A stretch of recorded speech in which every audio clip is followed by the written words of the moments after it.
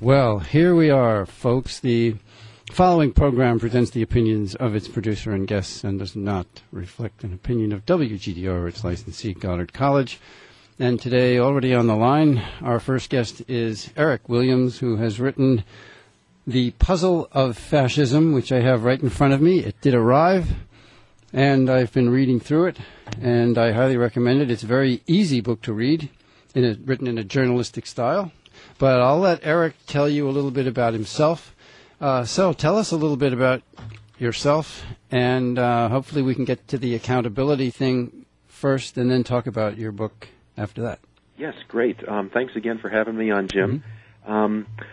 A little bit about myself. I don't have a whole lot of journalism experience. The only journalism experience I had was in high school with my high school yearbook.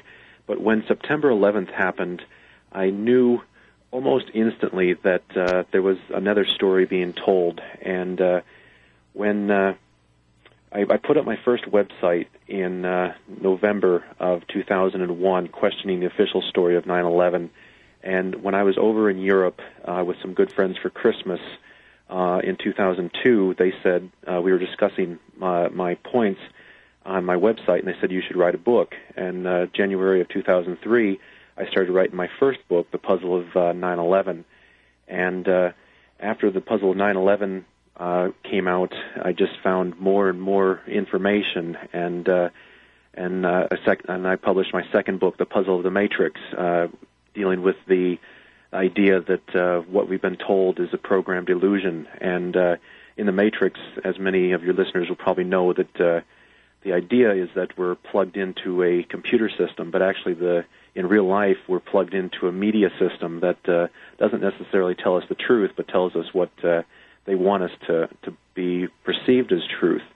And I just started studying more and more, and found a lot of similarities in history, especially World War II, that almost mimic what is happening today in America.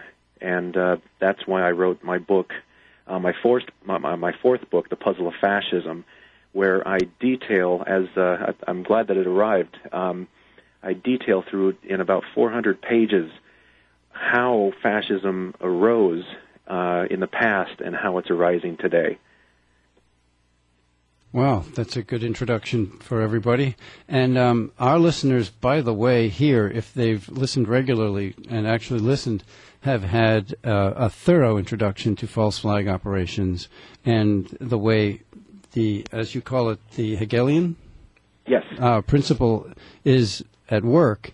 Webster Tarpley has been on a couple of times, and I have read various material, and we have had on the actual officer of the deck of the USS Liberty on the show. So our listeners, if they listen regularly, have had a thorough dose and understand exactly how false flag operations are a part of any kind of authoritarian form of government, because you have to dumb down the people and scare them and get them going your way. And in order to do that, you have to essentially be the press. Yes. And that's another thing that it's very, very hard to get through people's heads. And I'm not sure that all our listeners are on board on that, because there does appear to be an alternative press sometimes, and there appears to be an antagonism between, say, the New York Times and the Bush administration.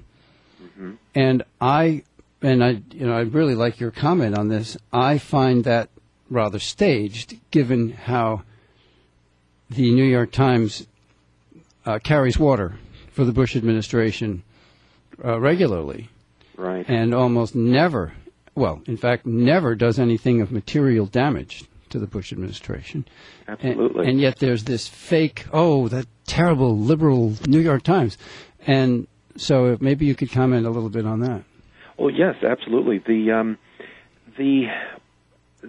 one thing for this war on terror that the Bush administration is pushing forward to really succeed is for the people to be afraid. And, Heinrich Himmler said himself, the best political weapon is the weapon of terror. And when you listen, and when you read the New York Times, when you listen to the top of the hour news bulletins, and it's just a lot of regurgitating what the Bush administration wants us to believe, that there are terrorists out there to harm us. And as you mentioned, hopefully a lot of your listeners are aware of the false flag and black flag operations that have been going on. And when the media sits at the hand of the whatever type of administration, presidential administration, in my experience, journalism is about questioning, is it the right thing, not pushing, the agenda ahead. You have to really have an open mind, but the media just seems to be, like you said, just holding the hand and pushing this war on terror, which is actually a war on freedom, forward. Mm-hmm. Now, you also are very good at going back through the history of various administrations and how whenever it comes to that aspect of telling the public something, the media and the administration are indeed one, and that aspect meaning terror. So, right. For example, you go into great detail with lots of wonderful first-hand quotes about the Murrah building in Oklahoma City, and that's another reason why you should all read this book, is because it's all in one place, and it's easy to read. Webster Tarpley's book is amazing, and it's a wonderful history.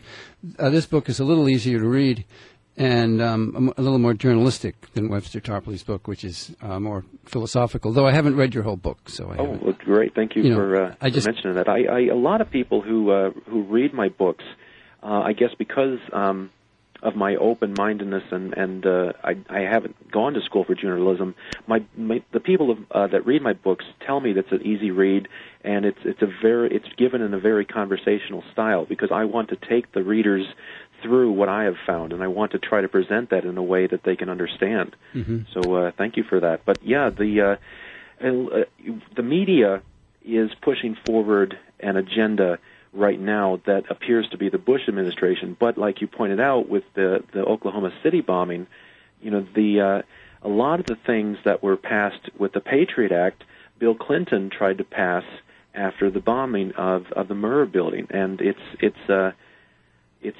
there are a lot of similarities. Mm-hmm. So the media is always holding the hand and helping push the agenda of the president, whether it's Republican or Democrat. And I think that's a point that really needs to be brought out, that everyone thinks that we have a choice between Republican or Democrat, but it appears that the choice is a one-sided coin, and either way you flip it, heads or tails, we're losing right now. Mm-hmm. And, well, my point was that as long as the agenda is terror, the media is right there. But if the agenda is universal health care, then they get to do what they want with mm-hmm. it. If the agenda is, I don't know, various other, almost anything else, you might see some real stories about it in the media.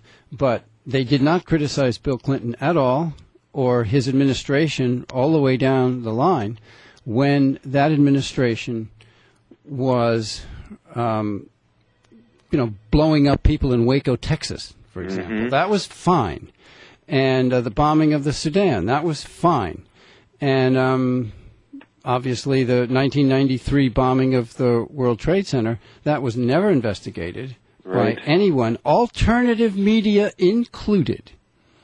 So, it takes people like you who were, investigating the World Trade Center. A guest for next Friday who says that she's been investigated for her work against the Federal Reserve. Oh, wow. So I wouldn't doubt that. Yeah, she thinks she's being harassed because of her efforts to undermine the Federal Reserve System. Right, which is not federal, nor does it have a reserve. Right. So anyway, maybe, I'm sorry to have to, cut her off, but I can only do so many things at once.